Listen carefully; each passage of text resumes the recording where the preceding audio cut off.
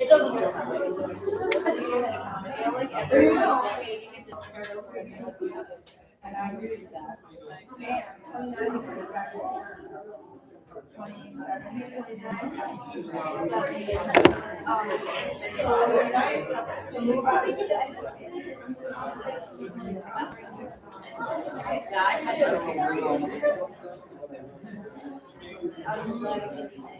I rewrote it.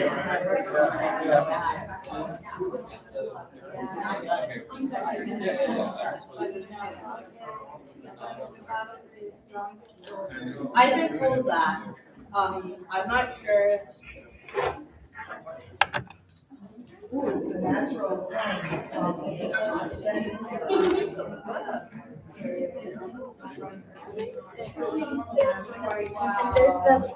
And that's right. And that's right.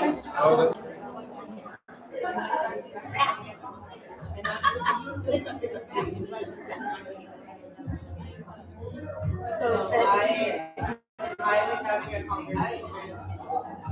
I was like ridiculous. But I said I'm so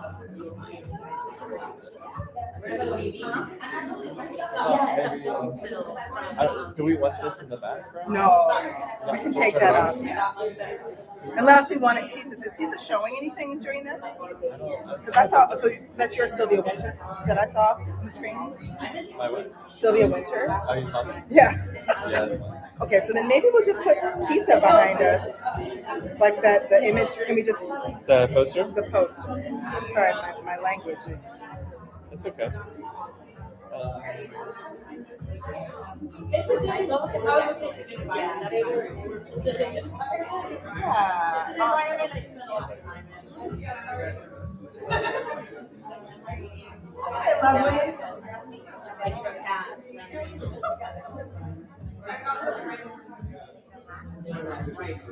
Feel free to take your seats. And then I guess I just want to turn that, although that's coming from another source. So, okay, we just want to turn the music down.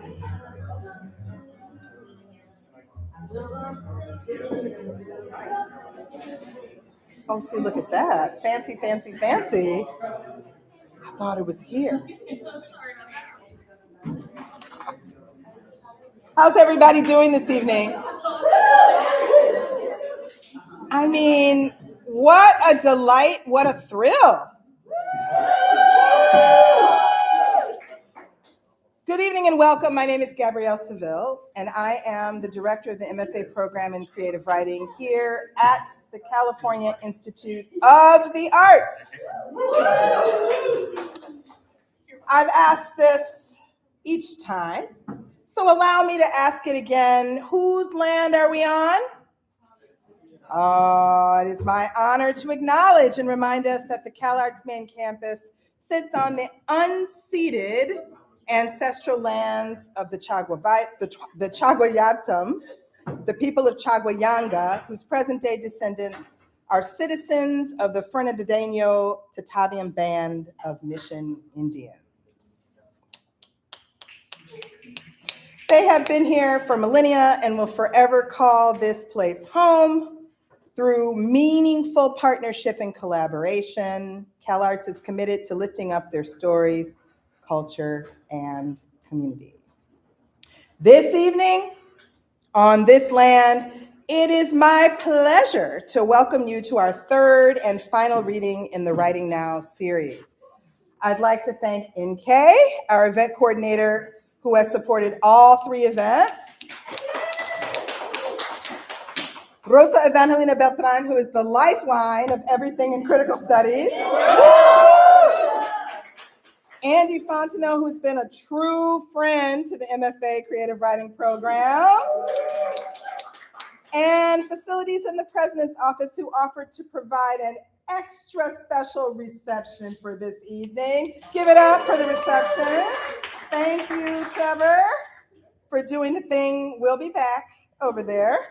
We really appreciate it.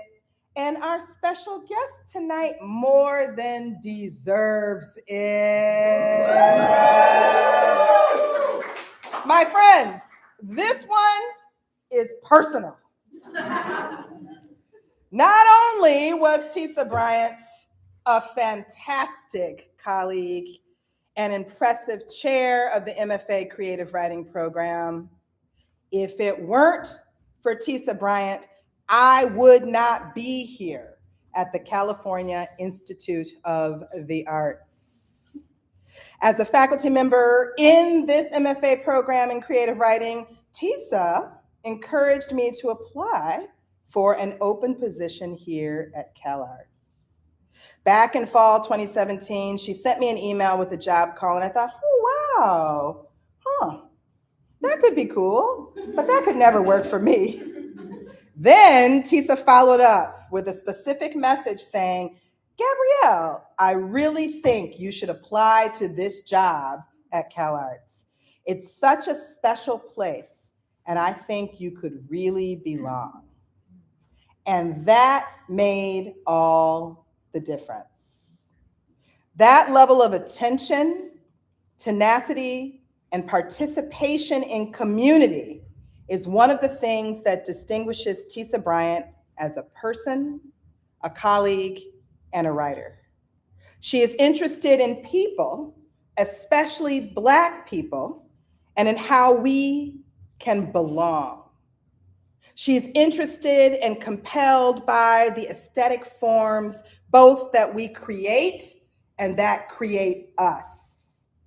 She's a networker and innovator in writing and creative writing teaching. Tisa Bryant is the author of Unexplained Presence. We have some copies of that here today, a collection of hybrid essays on Black presences in film, literature, and visual art that was originally published in 2007 by Leon Works, Renee Gladman's press, and has recently been re-released by Wave.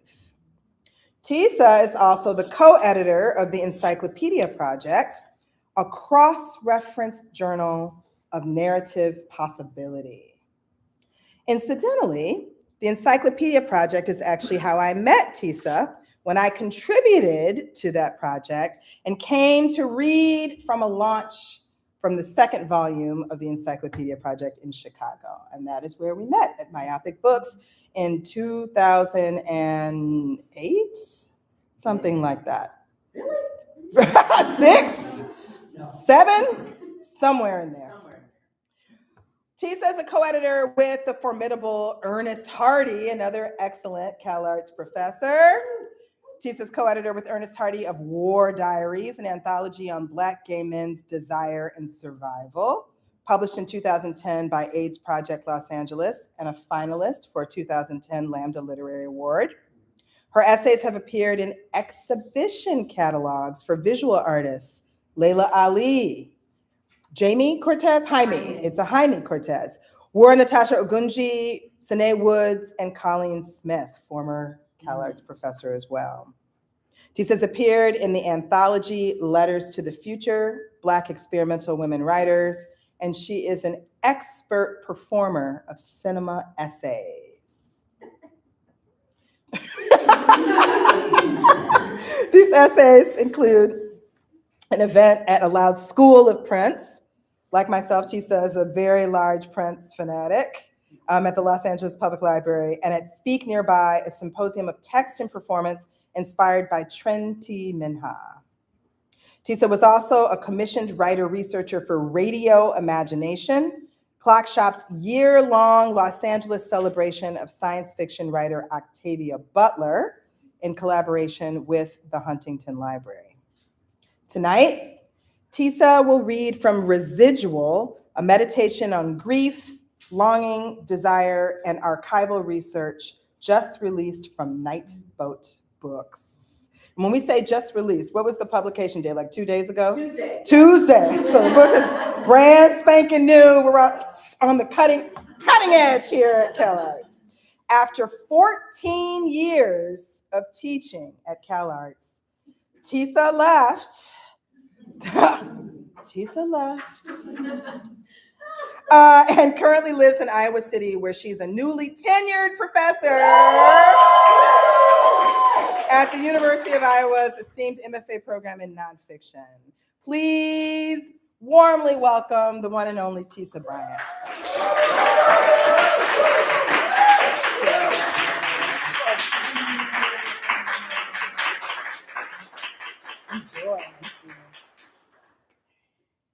Thank you so much.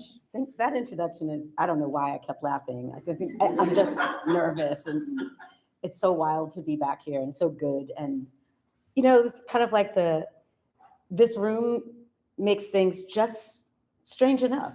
Like, I know exactly where I am, and then I have no idea because of this room. Thank you so much for coming out and for the warm welcome. And it's wonderful to see familiar faces and to meet new people.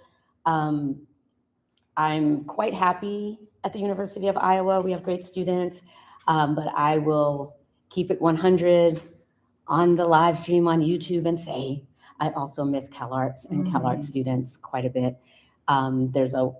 Even despite it all, whatever it all might be, this place really helped me become the teacher that I am. In collaboration with students and faculty, the openness to pedagogical innovation that has to kind of be in conversation with what we are encouraging you to write. Like, I take that with me everywhere I go. So all of what is CalArts about me was welcomed in Iowa. And yeah, they're connected now, just so you know. And a lot of this book started before I got here at CalArts, took root in different ways here at CalArts, actually, and stalled here at CalArts and then continued again. So it's been a long time coming, getting this done. And maybe I'll say more later. I'm gonna stop chatting. Phone. This is how things go wrong. So I'm just gonna read for about 20 minutes, and then we can talk.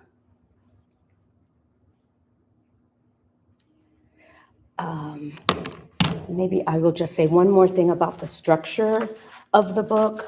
There are a number of sections that have repeated titles that come from definitions of the word residual.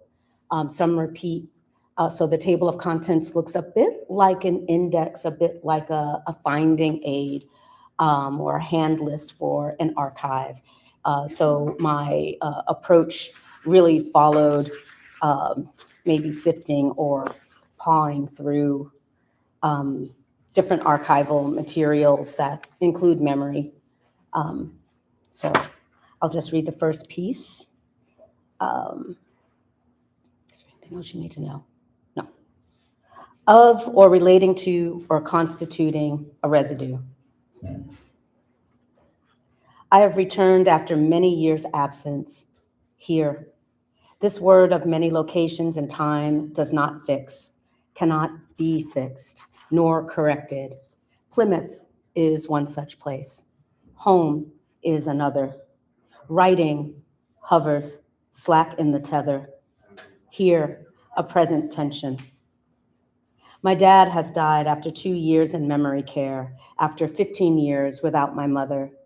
Their hard work, long commutes, their usually well-concealed precarity, their uneasy mix of stubbornness, exactitude,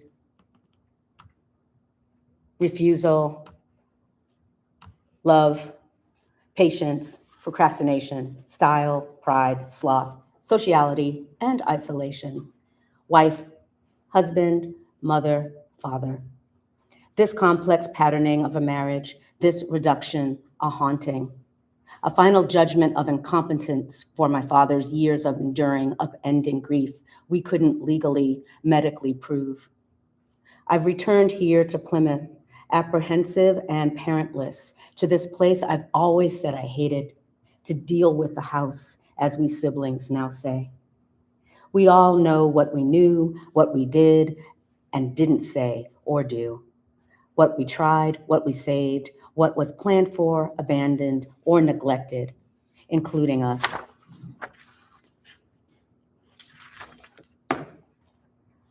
Outside the house, scrub pine, green-gray, and crowded in the sandy yellowish soil. Rhododendrons, big as trees, swaying gently against shingles rubbed dry by their branches by countless seasons of neglect. Burst bags of trash heaped along the driveway. Rats hop, as they do, into one flayed garbage bag to another, then dart into the woods along the border away from the house. The steps to the side door have decayed, parts of the banister missing. The sign I made in 10th grade wood and metal shop still hangs above the side porch from curled wrought iron. Bryant burned into a sanded chunk of oak, a once proud declaration turned headstone in midair, its broken chain dangling in the pall. I sway at the ribs, blink my spine straight, swat buzzing flies. This scene could be in my mind, one of those dreams I often have of a destabilized familiar, where a place I've known has ceded to some other deeply feared reality, some assiduously avoided state of being, ruin, decay, refusal. Though I am lucid, I cannot change this scene, not now, not anymore. The aftermath of death is long. It has been eating slowly at the plate of my mother's absence, gnawing through the purse of her pension and into my dad's unraveling mind, gnawing the marrow of filial duty, family ties, shirked responsibilities, fissures, and lies. Who paid the taxes said, they can just take it then. Who let someone else pay for the funeral said, they can kiss my ass. Who smelled the septic and did nothing said, you ran my mother into the ground. Who said, let me try talking to him, made the calls for home care aides and competency tests. Who blamed someone else, the state, the past, for the liens, for the furnace, a mother, a father, blocking all effort at saving grace, children fighting regression, obedience, saving face and decades of labor, hawking up gobs of silence, hidden failures, shirked responsibilities we shuffled around, indignant, embarrassed by the effluvial mess we're left with. Home. I gazed through what could have been, through the film of what it was, marveling at how long I've been mired in the shit that was supposed to make us whole, that was supposed to make us free. Up the driveway, past the trash, across the patchy pine-needled expanse that was never a lawn, beyond the decrepit wood and iron bench and the long-dried pink suite of the hummingbird feeder, where my mother sat often in dappled daylight. Now the sun turns its back. At the front steps, I push myself toward the door of my parents' house and tremble, sweating, set upon by a vicious body-wide neuropathy as my memories are rendered in pinpricks, hot, scraping sensations in my fingertips, pelvis, toes, the knot of my skull. We were once a family here. I open the door.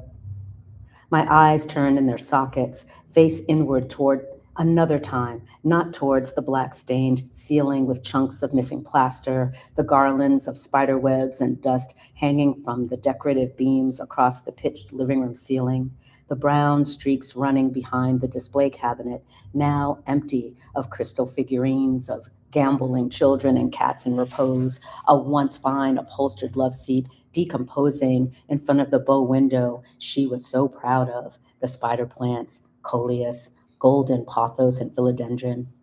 Memory echoes dragging legacy and collapse in an uneven yoke back and forth between that time and this. It's pointless to imagine my mother scrying through the veil to gaze upon this catastrophe still groaning in her wake. This entropy was in progress as she lived, which is why she worked so hard to hold her home life together, where she could not coerce her husband to allow professionals into the house to fix, repair, replace. She waited. She persevered.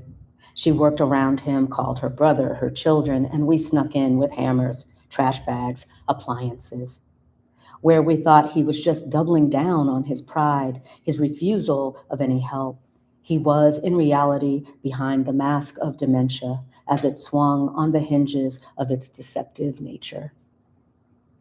Where she could not cultivate a loving bond among us that did not depend upon the glue of her insistence, my mother strove to instill a sense of duty, responsibility, because she knew the center would not hold forever, because she knew how it all would go down, how our connections might dissipate, and what would be left to show for it.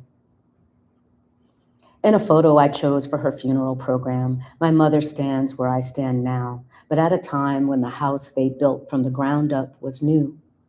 She stands at the threshold between the wood floor of the living room and the concrete steps to the front yard. Her smile is bright and proud. Her left arm holds open the screen door. Her slippered foot with painted toenails hovers just over the landing as if her next step might be to come out, give someone a hug. The shrubbery is low, the ground's fresh and clean. Her right elbow is crooked in the door jamb. Her hand hangs comfortably from the wrist, displaying lovely fingernails.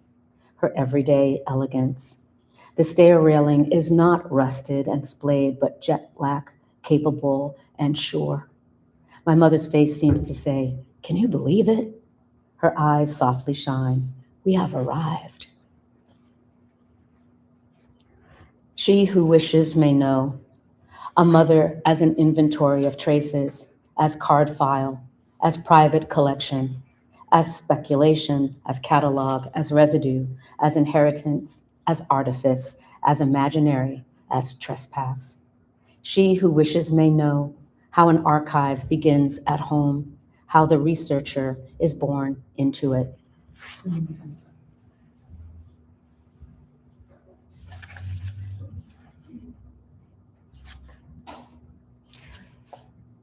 I have not resolved to venture into my own silences.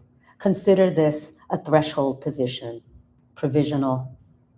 I prefer to venture into the silences of others, mother, grandmother, great-grandmother, cinematic or literary fictions, characters and situations, a witness, a daughter, blowing dust from my own fallow crevices onto the moist surfaces left by their real and imagined breath, a corridor. I run my fingers along in wordless times, soot, shake myself out of pity, sweep. I will their outlines into analysis and, by proxy, my own, a door to a room I can sit in again, still, and call it love. It's not that I never believed my mother could die, but that I thought I knew how it would feel. Just imagining her death flooded my gut with horror. That horror came to pass. This isn't that story. What astounded me was the sense of being untethered from the only person who knew me from my utter beginning. The tether it is so easy to take for granted. I knew my strength, my core, my gravity, and my will, my ability to win, and the value of the win, the value of myself came from the tension between us. The tension of relation, acceptance, woundedness, and forgiveness. The tension of time and the unspoken and of healing. The tension that is rooted in love, that pulls, that itches and worries the skin as healing knits a body, a newly marked future. Absent that, absent her, I slowly went adrift. Are you sure, sweetheart, that you want to be well? I have not resolved to venture into my own, but necessity is its own overriding force. This book, part refusal, part acquiescence to memoir, to fragility, a surface tension, epigenetic, a residue.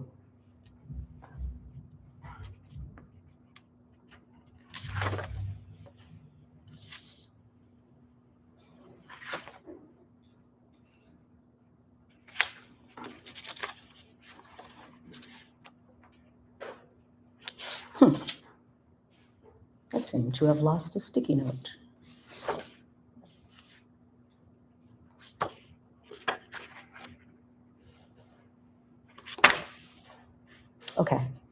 There's some interstitial pieces, because I just couldn't not write ekphrastic pieces about cinema.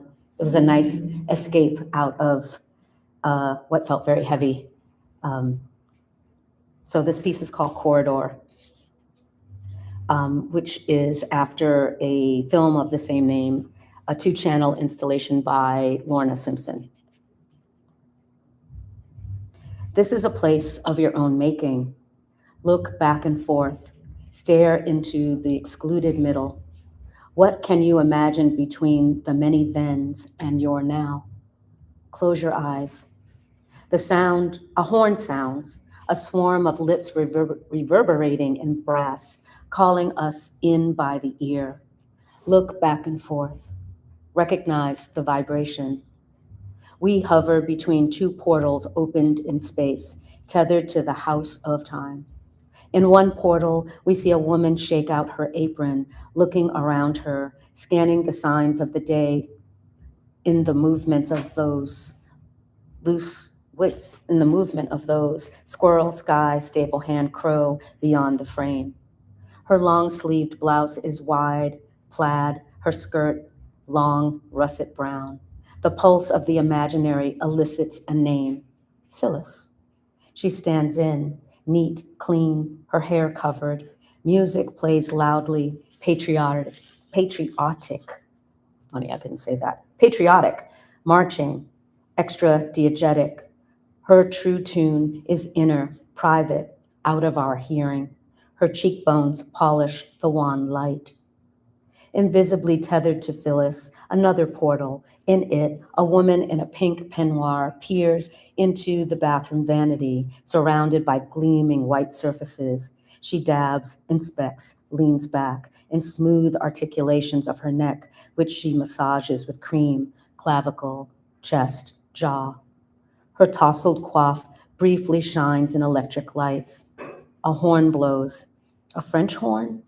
It's a jazzy, repetitive bleat, alerting us to something moving through time we cannot see. The house is very well appointed. Her everyday glamour gives her many names. One name, Diana, settles like a stole around her shoulders. Phyllis ties her apron and begins her day. She moves upstairs and down. We see no one else in the house, which is spare, unadorned, but she is not alone. We see no lash, no shackle, no tear, no pain, but her watchfulness, her steady movement, her mind is free. From outside, the front house is brown, squat, colonial. Around it is green and dense and vast, the last of summer's fullness giving way to fall. Snare drum and fife. We don't see the back of the house, what goes on where the tree line gives way. In sleek white undergarments and hose, Diana slips behind a dressing screen, raises her arms, her dress cascades over her. She emerges, smoothing everything herself down. Very strange. In her sheath, she looks like a starlet. The table is beautifully laid in the dining room. The kitchen is spotless. In her date book is written a plan. The phone rings. She listens, receiver to her ear. Her body registers disappointment, disbelief. Her face smiles and is stiff at once. She is being let down. Seen from outside, the house rests on wide, modern haunches, its plate glass windows blind in clouded light. We can't hear the lie of her dulcet, "That's all right, darling. Of course I understand," in her voice, but we see it in the muscles around her mouth. She puts the receiver down into its cradle. What holds her? Who? The horns blare. Time. Jawline pronounced, eyes lit by habit, Phyllis ends her day, cleanses her hands, armpits, clavicle, face, wringing a slight frayed cloth between motions. She sits at a heavy wood desk, pen pot with ink, lit by candlelight, her book laid flat before her. She's not inexpressive, just far away in her thoughts. That we see her writing reminds us that she existed in her own words, in a freedom unfixed by the story canon. As she writes by lamplight, the glow reminds us of someone else beyond us, the recipient, beloved inheritor, confidant, muse, reading, not a slave, but the layers of being a person. Look, what do you call the past? Here, hold these tensions. Channel interior and interior, see double. Diana goes about the house, immaculate as a gallery, a lab. Phyllis makes her rounds, the rustic wood, wide plank floors, an artifact, a diorama. Diana, Phyllis, the only evidence of the living being done here. Going forward, looking back. These portals, their haptic embrace, composed of brass and snare, a visual sounding, circle, volley, tremble, and hold the note. The two women, Phyllis and Diana, wear the same face. We see them move simultaneously through their day, their contexts. Between two channels, left and right, these pass spirit by us, mirror and exchange, wink and dissolve. Through the corridor, each channel an installation of objects, tasks, aliveness, and ritual attention. Each channel an invitation to rethread our associations, unspool possibilities, reassemble archive and imaginary, present and future, a similar simultaneity, wearing an ancestor's face. If they call to each other, we carry the call beyond the frame, stitching them together second by second. We carry the story into the Black imaginary. Our gaze is synthesis. The horns of color commentary signal change, some newness coming, something else staying the same.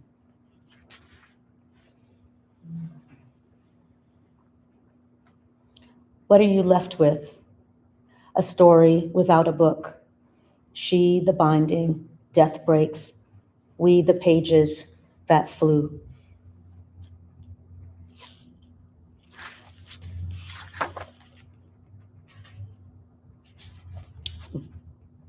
I'm going to read 1 minute and 53 seconds of this. Of or relating to or constituting a residue. While writing this, I spied Alain Sixou's 3 steps on the ladder of writing, page 59. You got it? Yeah. Okay. While writing this, I spied Alain Sixou's 3 steps on the ladder of writing on the bookshelf of the temporary Iowa City home I'm in and grabbed it. I've had this book now for decades. I've moved countless times with it. And even now, I've culled only a few boxes of books, placed scores of others in storage. Of all the titles of hers I owned, I wanted this Sixou book near, with the books I knew I would need, though I had no anticipated use for it. I remember finding it during a gallivant with some darkroom collective members in Harvard Square, during which we stopped at Wordsworth Bookstore. I remember being on the side of the store with the long windows facing the Harvard Co-op side of the square, and the aisles ran perpendicular to the windows. It was a bright area of the store. I don't remember the book section, what the book section was called, or what drew my attention to the book. The spine was not flashy, the dust jacket white, the lettering on the spine in a thin red. Maybe it was the how-to-itiveness of the title, but the cover, once I pulled the book from the shelf, intrigued me with its playfulness. The C of Sixou was styled in a caricature of the author, the bottom arc of the letter rendered as a smiling red mouth, while the open space within the C cradled 2 lines for a nose, a quick dot for an eye, finished with a tight loop and swoop marking the lashes. The author photo held me for a while. I thought she was foxy, and, mistakenly, I thought she was an Algerian Muslim, which made me feel a kind of permission, a kind of permissiveness in the mid-90s Afrocentric mode I was in at the time. I needed her not to be white. I had enough problems. Anais Nin was slowly being revealed as an even hotter mess with each passing decade and death of yet another of her Anais Nin was slowly being revealed as an even hotter mess with each passing decade and death of yet another of her intimates. The gag order and restrictions on making her unexpurgated writings public peeled away like bad onion skin. What could one hope for under all that mold? Something salvageable under that last bit of slimy membrane, something you could cook with that would give the stew an intriguing, indecipherable flavor. I'd loved Anais Nin's diaries since discovering them in high school at the public library and devouring them. I was enthralled by her writing in her diaries, how manicured and mannered her prose was, the detailed intimacy between herself and her dream of an audience, as she seemed to anticipate and address an actual reader in her ritual writing, her compulsory recording of the day's events, feelings, and people, analyses of desire and creative fervor, before she ever thought to publish them, which takes a lot of guts and clearly revising. Reading her expurgated diaries, you'd never know that she was married the entire time she ran around the world having affairs on houseboats and whatnot. I marveled at her vocabulary, how she loved the word fecund, which was too close to fecal for my taste, but she rarely said fertile, and certainly not generative, a word so ubiquitous in writing talk today. I'll stop there. Are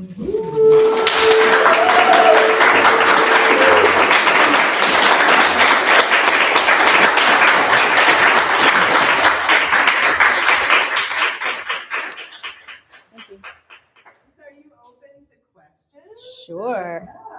Would you like to just call, or do you want? I'll call. Great. Give myself something Are to there do. any questions? Look at this.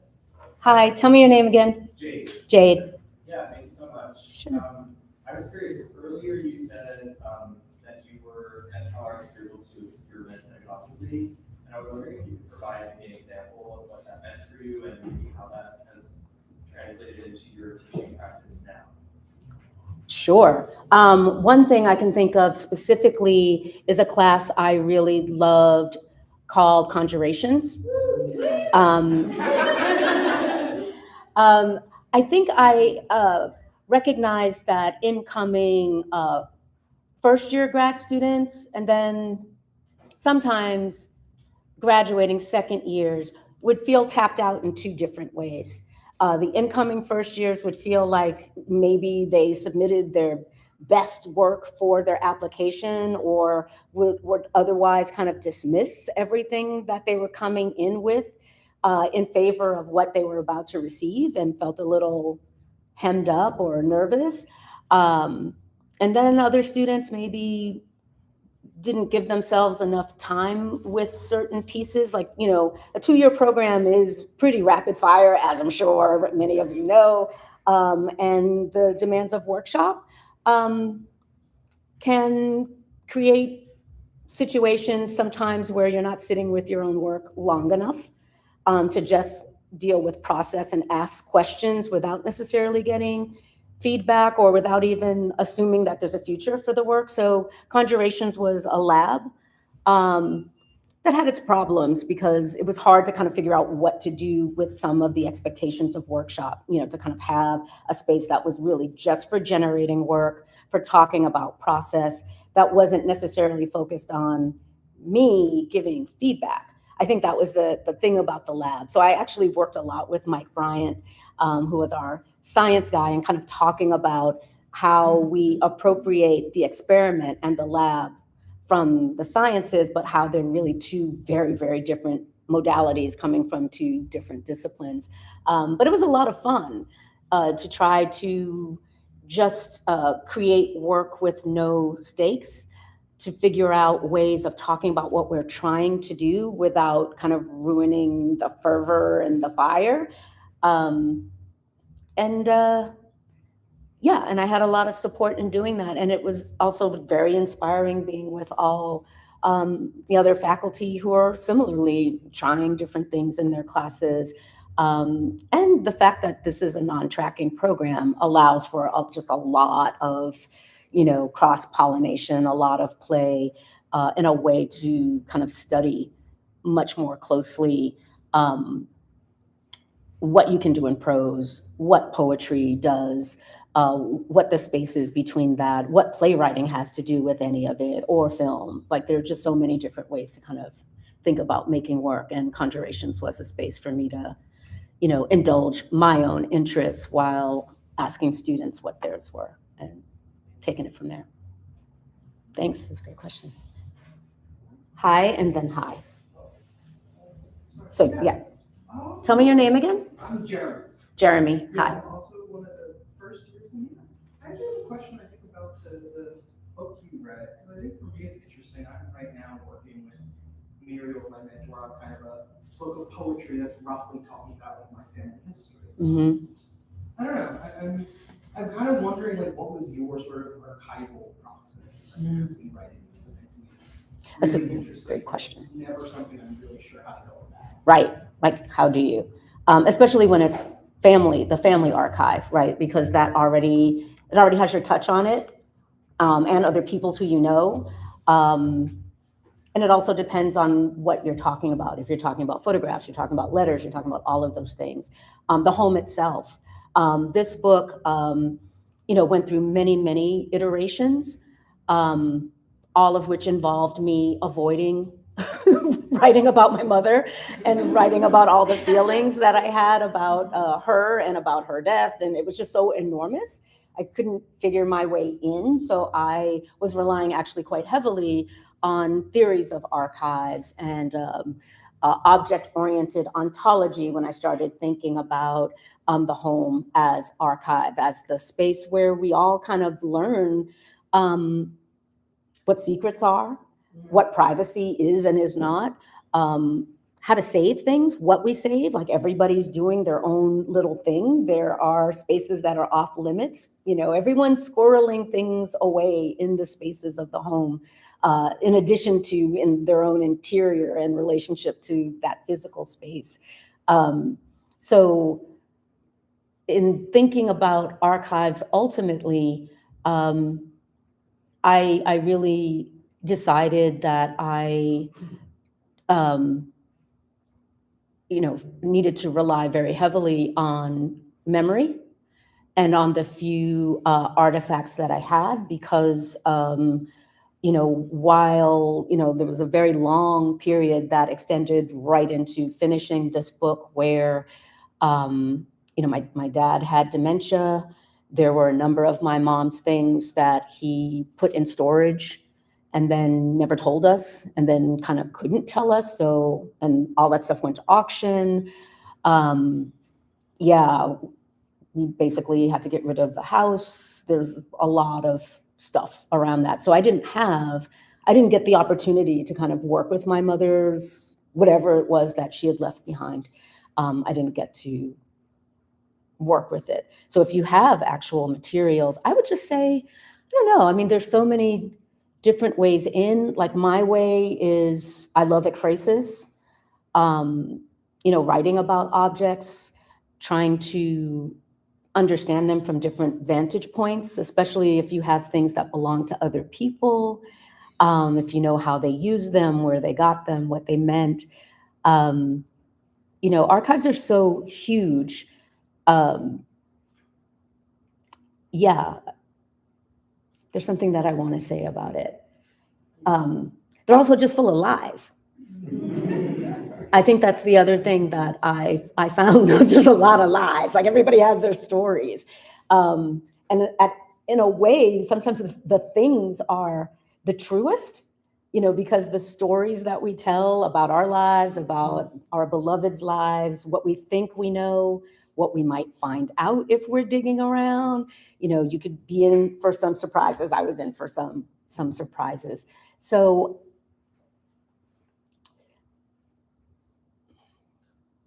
follow your gut, follow your intuition, follow whatever the feeling is that has you kind of tethered to your sense of archive, and let it be your sense of archive, and maybe ditch the word archive.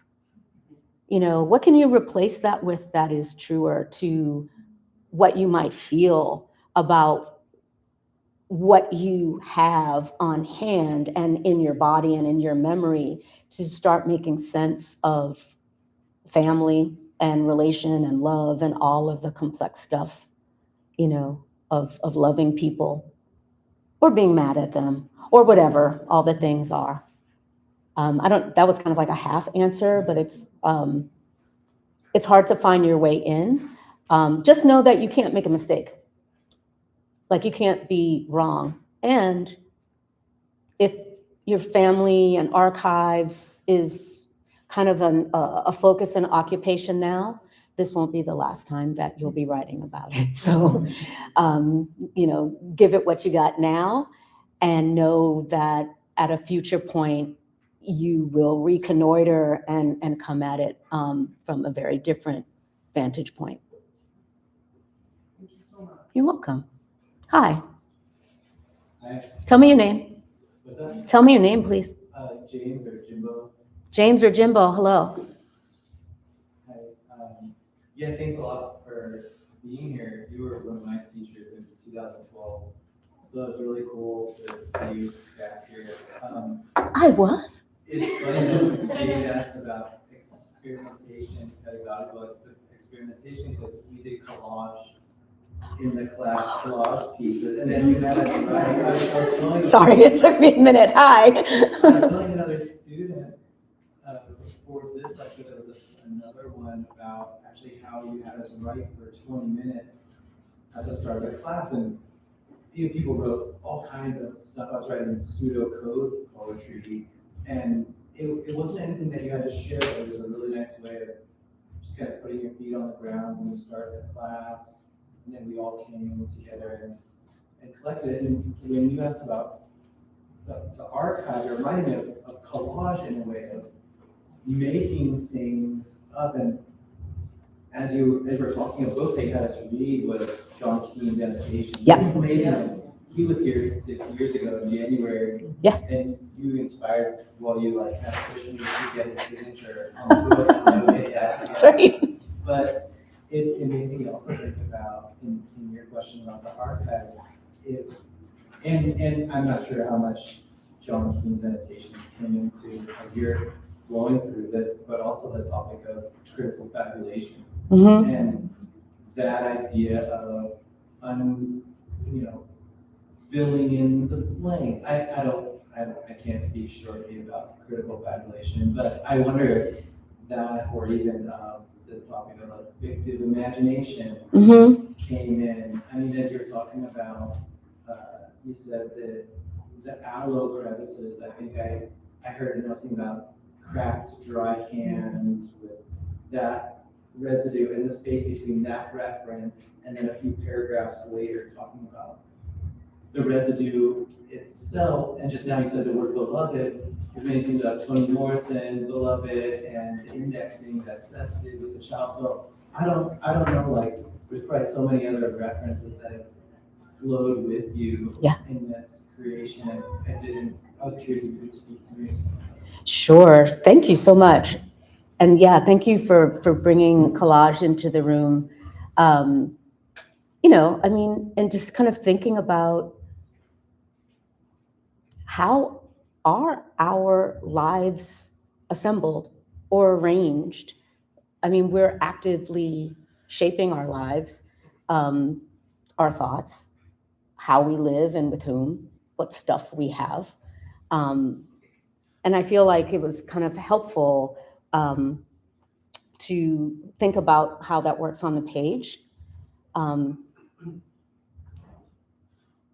And also, I had you guys do collage. I really swear by collage, and like kind of going back to the third grade a little bit, it's really important, I think, to kind of, for writers who don't have another practice, like if you're not a painter or a sculptor, to try to do something with your hands, even if you can't draw, to kind of help you think and touch and think about the materiality of language, and that you can move it around. Like if you can see what you're doing and your eyes aren't just rolling back in your head in front of a screen if you don't write longhand. So collage is a way to kind of, I think you need to put your hands on things. And all of the different references that you're making, I hadn't even thought about Setha and Beloved and that kind of indexing and knowing her child. That's really quite beautiful. Wow, I'm very moved by that.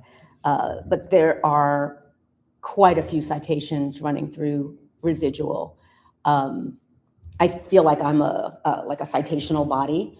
You know, the conversation I was having with myself on the page, and throughout the book, there are italicized sections that are representing the dead. So anyone that's not on this plane is in citations. And so, you know, that was also another reason why I felt it was important for all of a good deal of the kind of theoretical frameworks to fall away. I wanted to kind of have as honest a conversation with my mother and with the reader as I could. But in that conversation, I just kind of couldn't help it. There were just so many references like, "Sweetheart, are you sure you want to be well?" That's Toni Cade Bambara from The Salt Eaters. There are so many different writers and artists here.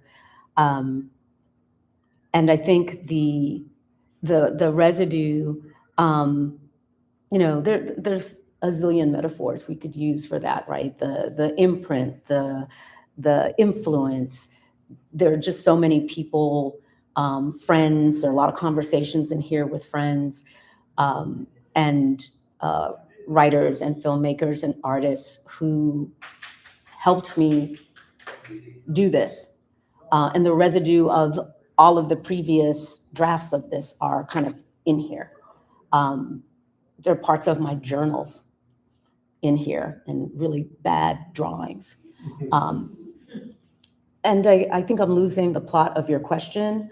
I don't know that it was a very clear question. But I liked it. It was a good question. You're just making me think about like how all of the different, there are a lot of modes that construct this book to kind of tie it back to collage. There's a bit of memoir. There are lists. Someone said there were poems in here. I beg to differ. I'm not a poet. I'm not a poet. There are listy things that have sonic resonances at times that obey no logic when it comes to like line breaks. So for the poets in the house, please be kind. There's criticism, both film and literature.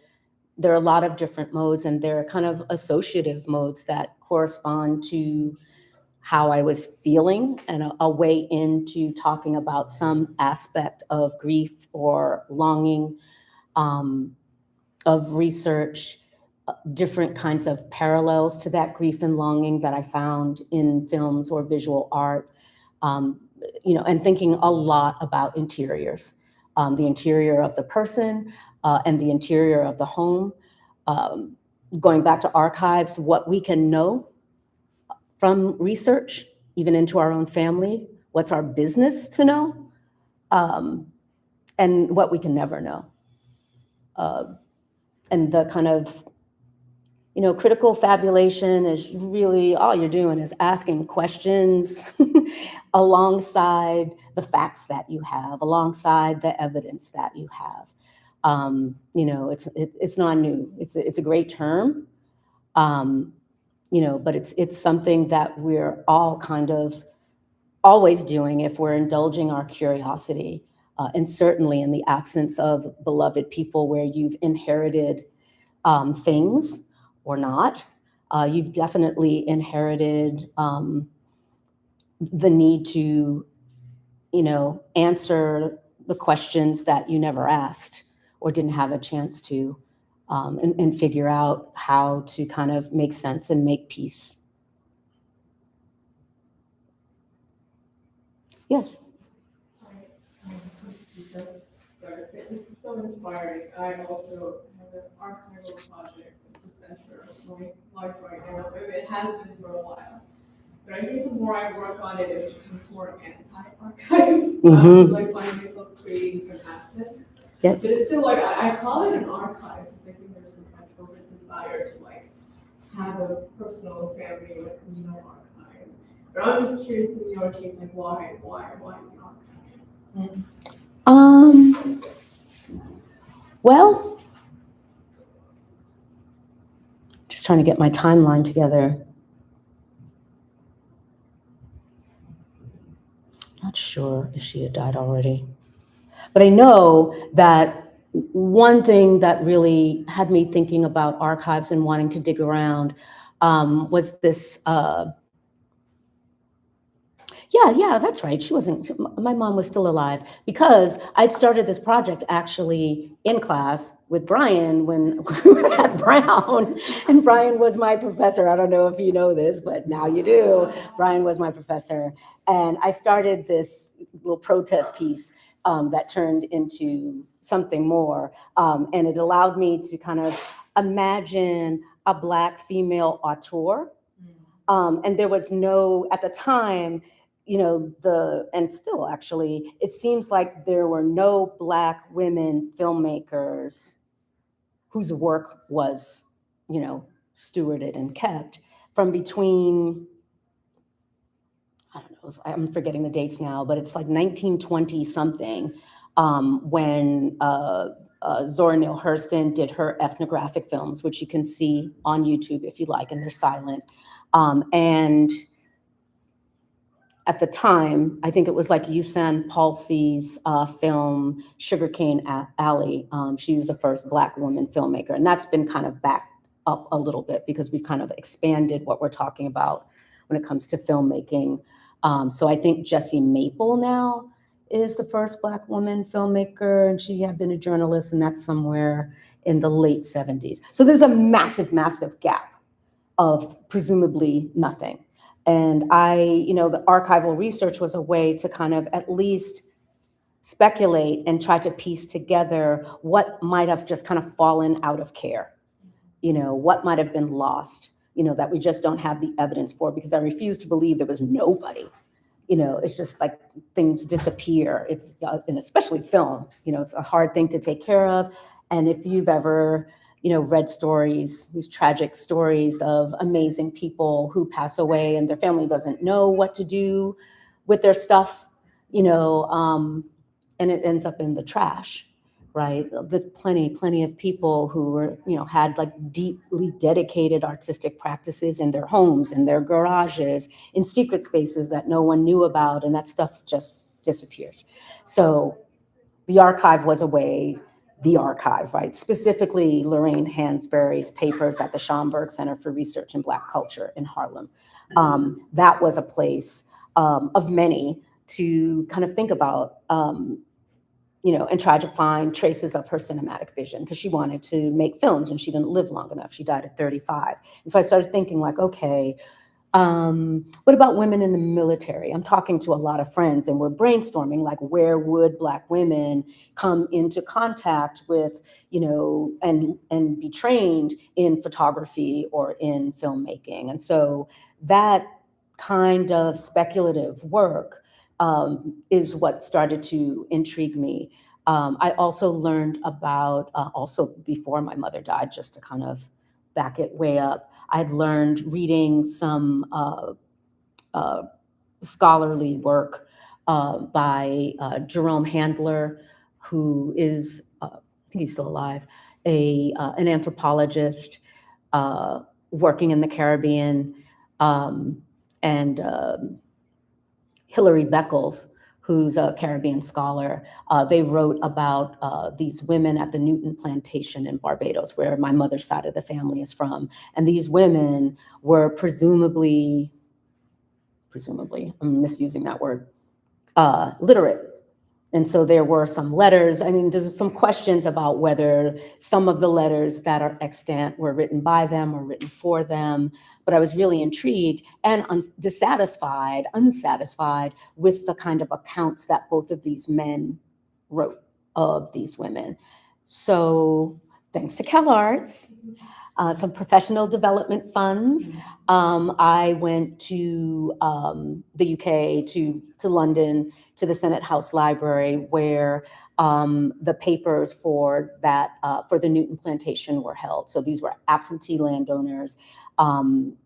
They were, I think, accountants or something. They had inherited this plantation. They were at goldsmiths. They had never been to Barbados. They had never been to this plantation, and had these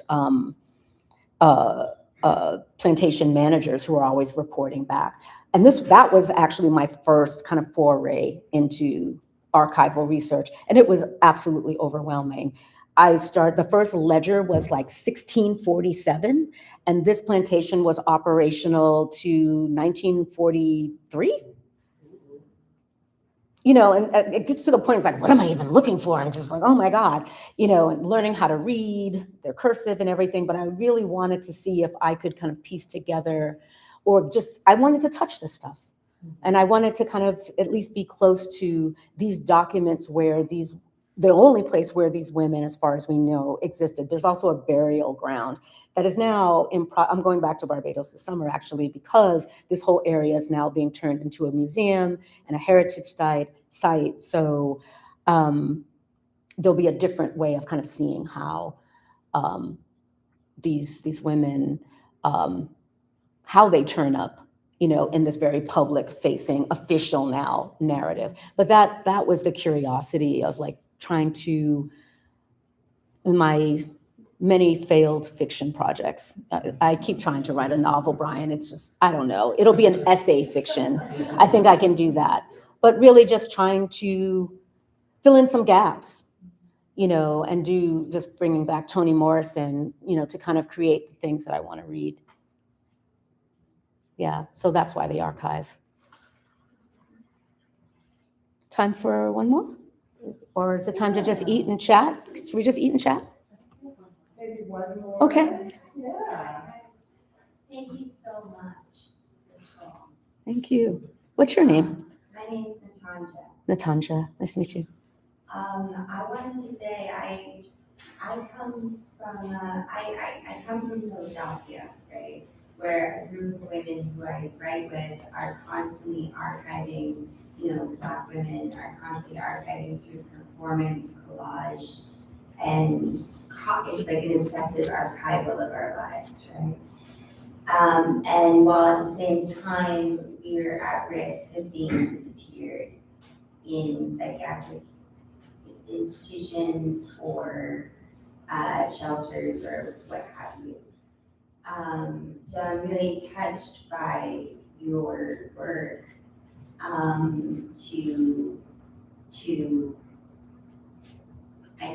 to glean. I don't know if that's not the word. That is a great word. It's one of my favorites, gleaning. Gleaning. Yeah. Yeah. To glean the light from this historic, absence of archive, perceptive absence. Mm-hmm. Mm-hmm. I think that I myself am a collage artist. I just made a thesis project about collage, about my archive. And oddly enough, all the work is devotional because it will be going in the trash afterwards. So I was wondering if you could speak on the devotional work that you've done alongside, in tandem with other works, and specifically if you could talk about the way pictorial visual art strings into the nonfiction that you're working with, because that's, in 2 years at CalArts, I've been outlining in the stars, some kind of connectivity there, and it seems like you have mastered it, in my perception. I received it. Your work is so beautifully pictorial and seems like to be a way in which you offer us an entrance into the massive way.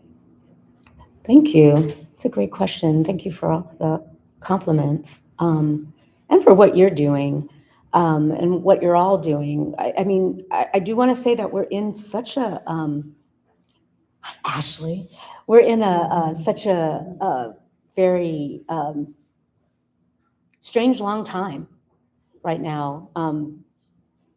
I can't remember how many years it's been since Derrida said like archive fever. Like it's been, we all have, or maybe we don't all have, but there is quite an anxiety for everyone to try to save, assess, value, keep, the fear of I mean, we're all going to die. But the fear of not leaving a legible trace, and somehow missing, like I don't quite understand it, but I feel it a lot, this kind of intensity around saving the material traces of our being. So I really like what you're saying about the devotional, and throwing things away, composting, recycling, like a mandala, because there are things, the ephemeral is also really important.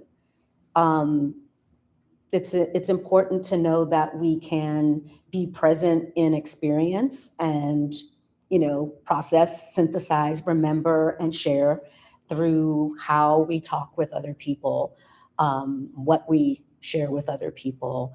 The devotional is actually kind of, besides perhaps writing itself in a way, morning pages and different things, this was a way of creating a kind of an altar.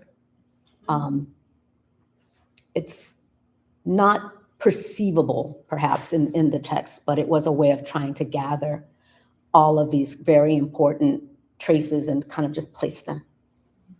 And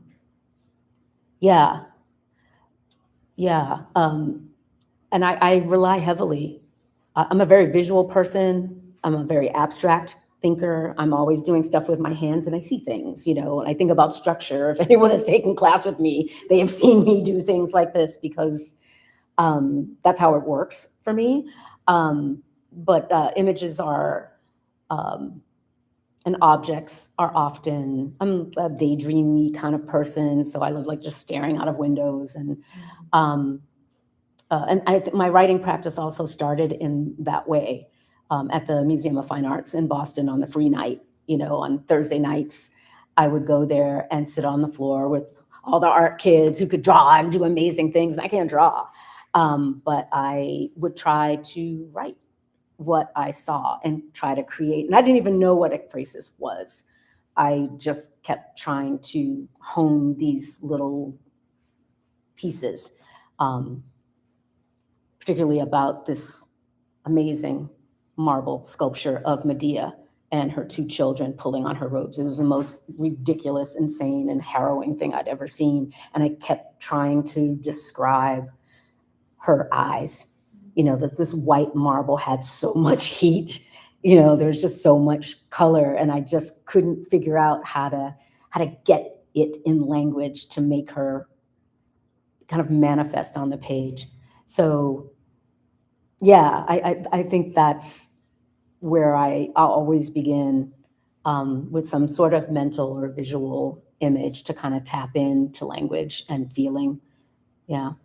I don't know if that answered your question. We can talk later. I really appreciate what you're saying, and I am so inspired by the way you're describing your process and indexing and structure, and how that is. I don't want to use the word obsession because that might be. It's a good word. It's like. But didn't Octavia Butler say positive obsession? Yeah. But they're different, so I didn't want to do that, but I so appreciate it. Thank you very much. Thank you. Thank everybody. Thank you so much.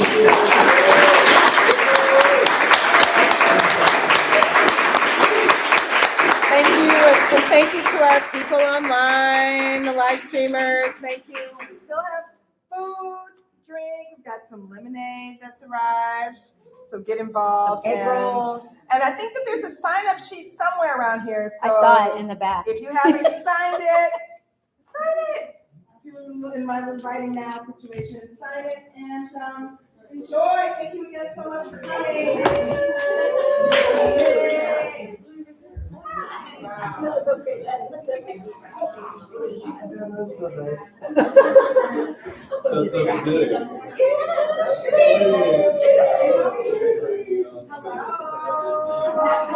Yeah.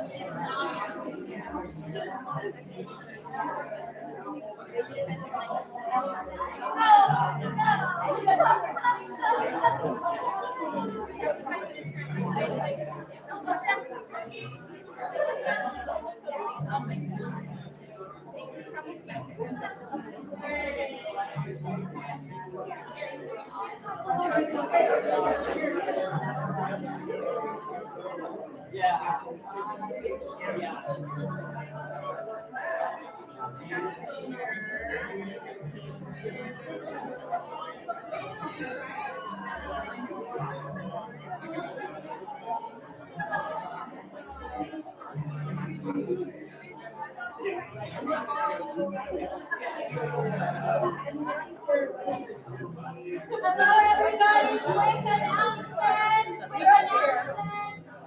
This is the last call for wine. Trevor has been taken away at 7:30, so please don't make him work overtime and get your wine. The food will stay. Oh, my wine got